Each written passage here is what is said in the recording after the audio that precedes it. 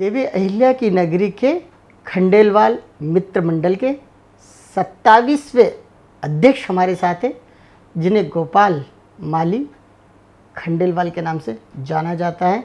और इनके कंधे पर इस बार मुझे ऐसा लगता है पिछले 36 सालों में जो जिम्मेदारी किसी पहले अध्यक्ष के कंधे पर रही होगी, वही जिम्मेदारी जो है इस बार इनके कंधे पर है, क्योंकि इंदौर शहर में एक प्रतिमा है जहाँ पर निर्माण कार्य किया जाना है, उससे खूबसूरत स्वरूप देना है, और वो कार्य जो है गोपाल जी के कंधे पर आ चुका है। गोपाल जी, आपका स्वागत है प्राइम टॉक में। जय श्री कृष्ण। आपका कार्य, आपका कृतित्व खूब देखा जाता है, और आपके पास इस बार जो दायित्व मिला, आपकी जो जिम्मेदारी है, जो समाज के जो संत हैं उनकी जयंती मनाना है, साथ ही साथ निर्माण कार्य भी करना है। किस तरह के काम किए जा रहे हैं आपके द्वारा?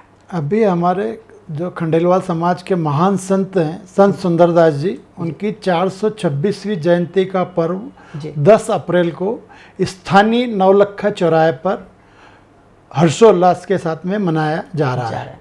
इसमें पूरे इंदौर खंडेलवाल समाज का तन मन धन से सहयोग है और सबसे मिलकर ही ये काम किया जा रहा है। मैं खंडेलवाल मित्र मंडल के अध्यक्ष गोपाल माली, मेरे मित्र मंडल के सभी सदस्य, पदाधिकारीगण, कार्यकारिणी सदस्य, सभी पूरे इंदौर समाज से निवेदन करते हैं कि इस कार्यक्रम में अधिक से अधिक तादाद में पधार कर इस कार्यक्रम को सफल बनाएं। आपने जो निर्माण समिति बनाई गई है, आपके संत की जो प्रतिमा लगी है वहाँ पर, वहीं जीर्णोद्धार किया जाना है, किस तरह की रूपरेखा है, किस हमारे देना है? मित्र मंडल की संस्था है संत सुंदरदास निर्माण स्मारक समिति।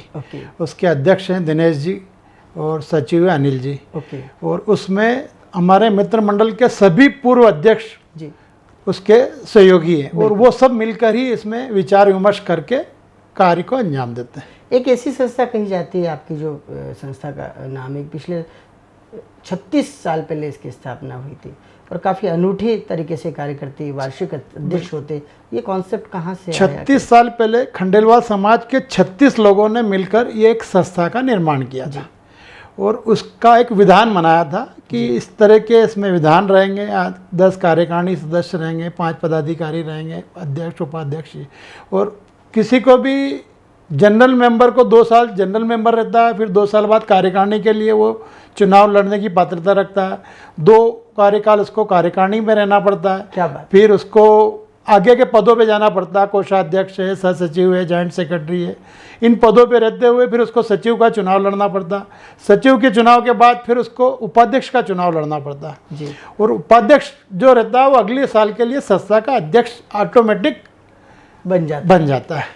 ये हमारा एक विधान बना रखा है जी, और उसी विधान के अनुरूप हमारा मित्र मंडल कार्य करता है। आप कितने वर्ष पहले इस संस्था से जुड़े थे? मैं, हमारे जब अनिल जी सेक्रेटरी थे और राकेश जी अध्यक्ष थे जी, उस साल में मैं इस संस्था का मेंबर बना था जी। उसके 2 साल बाद कार्यकारिणी में, उसके बाद फिर कंटिन्यू में कई पदों में चुनाव पहले जीता भी, कई बार मैं हारा भी, फिर आगे लड़ा और आज पद तक पहुंचा हूँ। बिल्कुल। कैसा लगता है पूरे अनुभव के साथ, हर स्तर का, हर पद का अनुभव आपके हाथ? हर पद का अनुभव एक नया सीखने को मिलता है। समाज में क्या कर सकते हैं, क्या करना चाहिए, कैसे करना चाहिए, सब हमारे पूर्व अध्यक्षों के सानिध्य में सीखने को मिलता है, और इसमें बहुत अच्छा लगता है।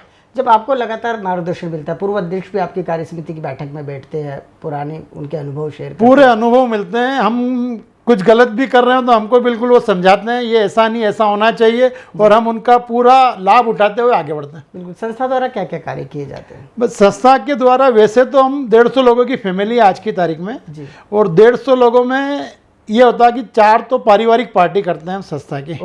उसमें संस्था के सारे जो मेंबर हैं उनकी फैमिली आती है, और कहीं भी नए स्पॉट पे जाके वहाँ पे पार्टी रखते हैं, कुछ खेल गतिविधियाँ रखते हैं, तंबोला रखते हैं, ताकि सारी फैमिली बिजी रहे और सबका मिलना जुलना हो जाए, गेट टुगेदर। 4 ये होती है मिनिमम। उसके बाद पिक्चर का भी कार्यक्रम रखते हैं हम संस्था के मेंबरों के लिए, फैमिली के लिए।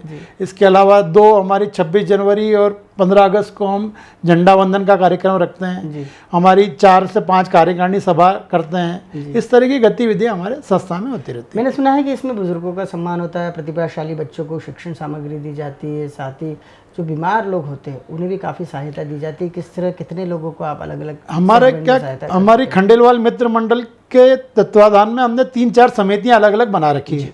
उसमें चिकित्सा समिति है, शिक्षा समिति है। तो इसमें क्या होता है कि शिक्षा समिति में जो भी समाज के बच्चे जो पढ़ने में सक्षम है लेकिन फीस भरने में कमज़ोर है, तो वो अपने को आवेदन देते हैं हमारी समिति को, और हमारी समिति जो उसमें उचित निर्णय लेके जो उसकी सहायता करना वो करती है समय समय पे। ऐसे ही चिकित्सा में होता है, समाज के यदि कोई भी गरीब परिवार को आर्थिक सहायता की जरूरत होती है तो चिकित्सा सहायता समिति से उसका संपर्क होता है और वहाँ से उसको जो भी हम मिनिमम आर्थिक अनुदान दे कर सकते हैं वो करते हैं उसकी मदद।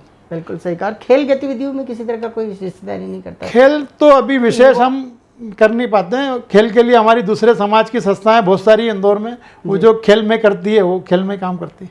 सबसे बड़ा दायित्व आपके पास जो है संत श्री की जो प्रतिमा का जीर्णोद्धार करना, आपको जो स्थान है निर्माण समिति बनेगी उसका कितना स्वरूप बदला हुआ नजर आएगा? क्योंकि काफ़ी बड़ा आयोजन बड़ा, और हर साल हम ये जयंती मनाते हैं, पर इस बार क्या हुआ, नौलखा चौराहे पे काफ़ी रोड डेवलपमेंट के कारण हमारा स्थल जो पूरा उसका वो हो गया, स्वरूप बदल गया रोड के कारण। तो अब उसमें सभी सदस्य मिलके जो भी अच्छे से अच्छा काम कर सकते हैं और पूरे इंदौर का सहयोग लेके उस स्थान को अच्छे से अच्छा बना सकते हैं वो करेंगे।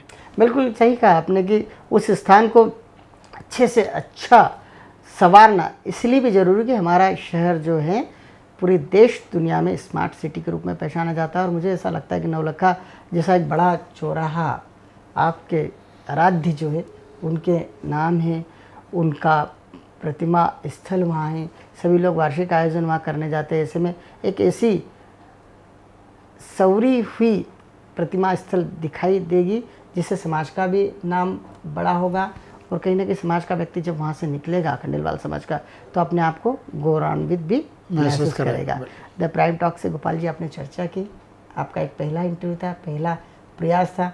जब मुझे ऐसा लगता है कि जब बोलने वाला थोड़ा सा कमज़ोर पड़ता है तो हम जैसे पूछने वालों की भी हालत ख़राब सी हो जाती, लेकिन आपने प्रयास किया। आपका हृदय से बहुत बहुत धन्यवाद। नमस्कार। जय श्री कृष्ण। जय श्री, सभी को प्रणाम।